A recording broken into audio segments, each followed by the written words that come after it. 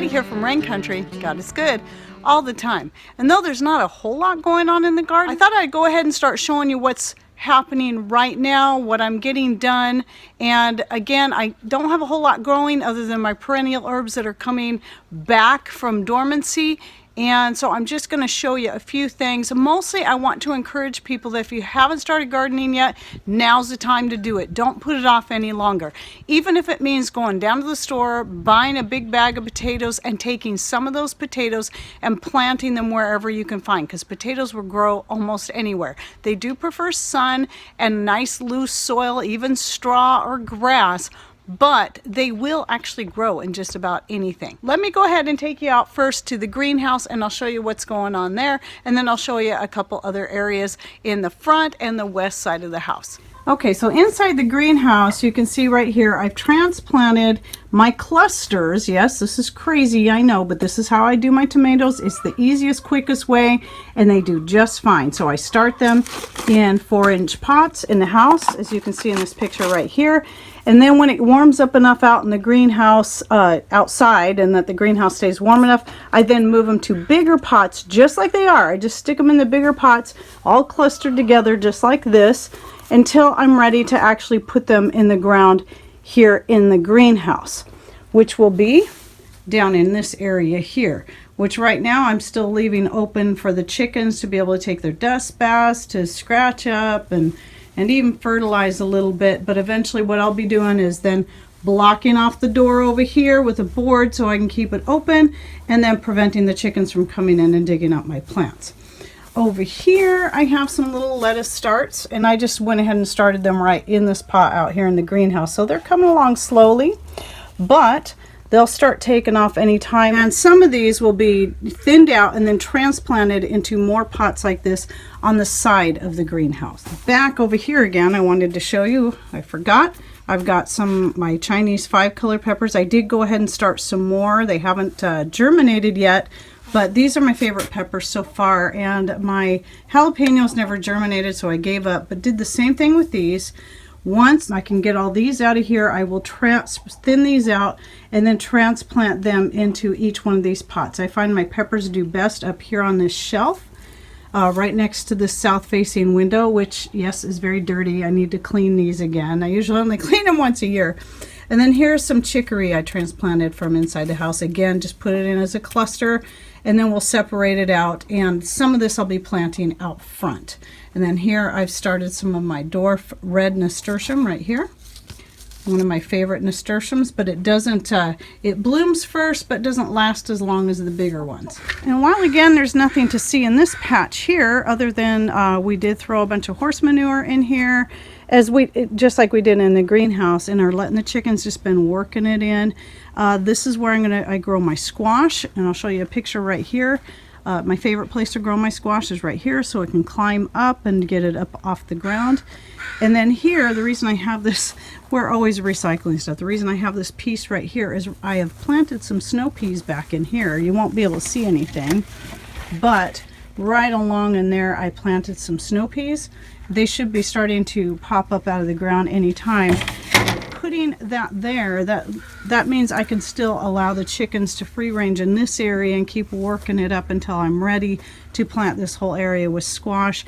There'll probably still be some potatoes that want to come up here, but I decided my snow peas, this is going to be the best place for them because they don't need quite as much light or heat as other plants. And then putting this up here prevents the chickens from digging them up, and when they start sprouting up out of the ground, it prevents the robins from pulling them out, because they'll do that until they get to be a certain size, and it's very frustrating.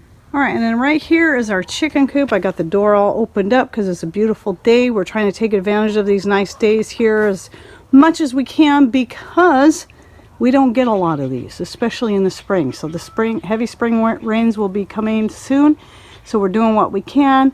You know, I keep stirring up the bedding in there, letting it air out really good. Anyway, if you're interested in the coop and how we built it, I'll go ahead and post a link to the video in the description box down below. What you're seeing up here is the kids' old playhouse that Patrick built when they were just little bitty.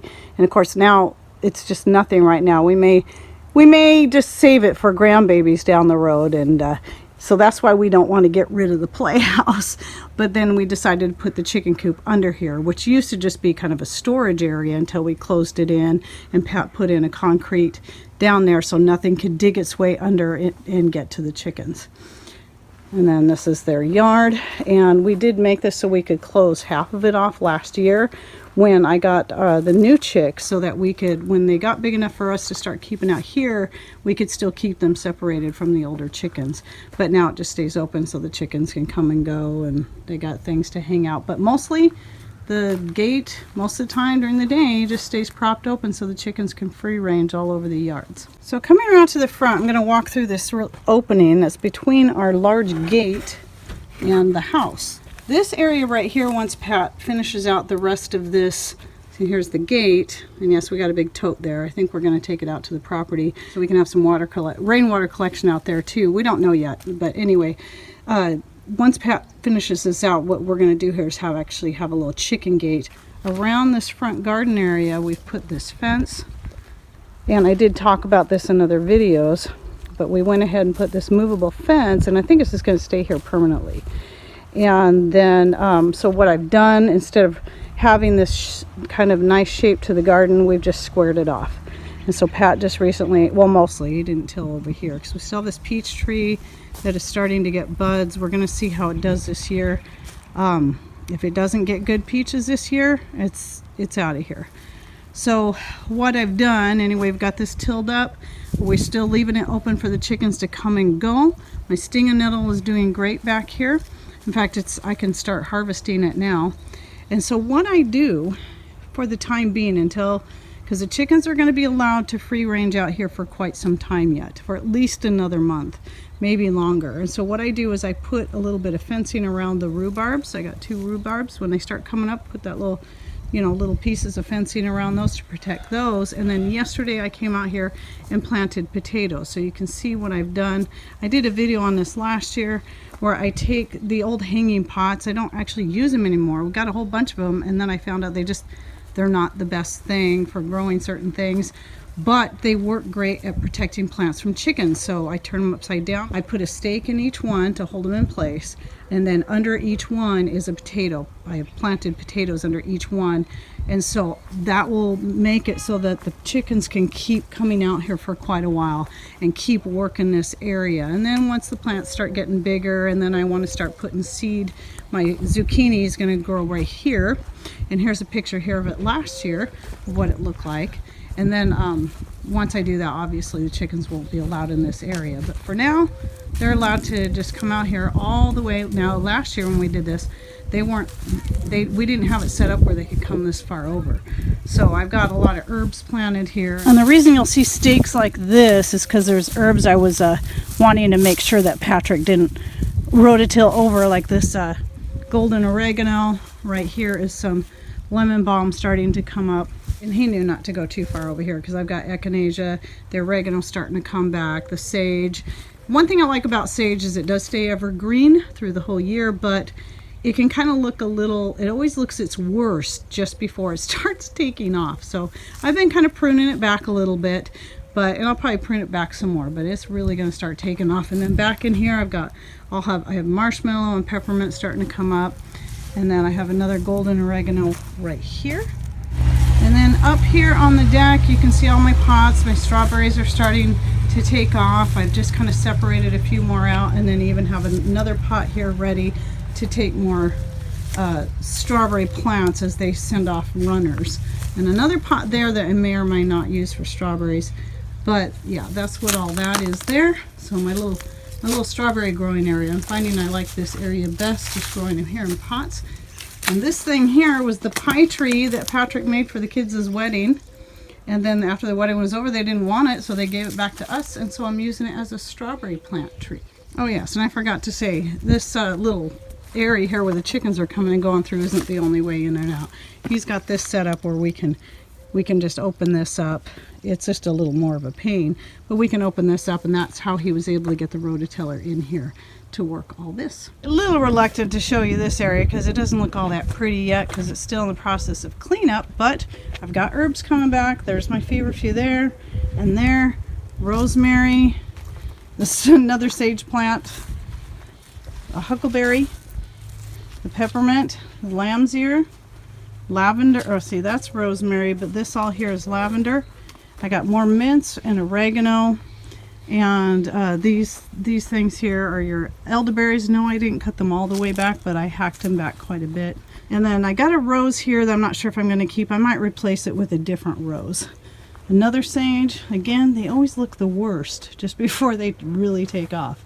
So they'll look pretty decent all winter, and then just before spring they do this. It's funny to me, but in about another month it's just going to all fill in and look beautiful. Catnip, there's more oregano there. This is a currant. This is the rose I typically harvest off of and use in my skin creams. Over here we've got a pile of wood for firewood. We got a good deal on, so what keeps happening is our side yard here ends up being the collection area for for things like this that we're going to cut up into firewood. But I have my little apple tree that we transplanted from a pot last year out here, and it's getting little buds on it.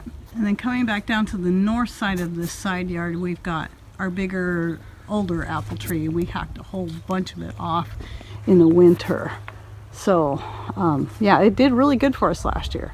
Got some just amazing apples and made lots of apple cider, apple butter, and even some apple wine. Okay, coming back to this corner again, things are still kind of a mess because, you know, I just haven't had a lot of time to get out here and do a lot of cleanup, but kind of working into more of my herb area. So mostly around in here you're going to find thyme and rosemary. But so there's one thyme at that corner, then another currant, thyme, valerian, thyme. Probably my favorite one right here. It's called foxleaf. And then this right here, you can see my golden oregano is starting to take on some color. The color it gets is yellow when it, you know, a chartreuse when it gets sun. All right, well that's about it for now. There'll be more as things come along, a lot more to show you. Hoping to help you get started. If you haven't started those gardens yet, get those potatoes in the ground. If you can, some of you more northeast people can't do that yet. But some of you, like here in the Pacific Northwest, should be able to get your peas in the ground and your potatoes at least. Your onions and your garlic as well. Okay, thanks for watching. Take care and God bless.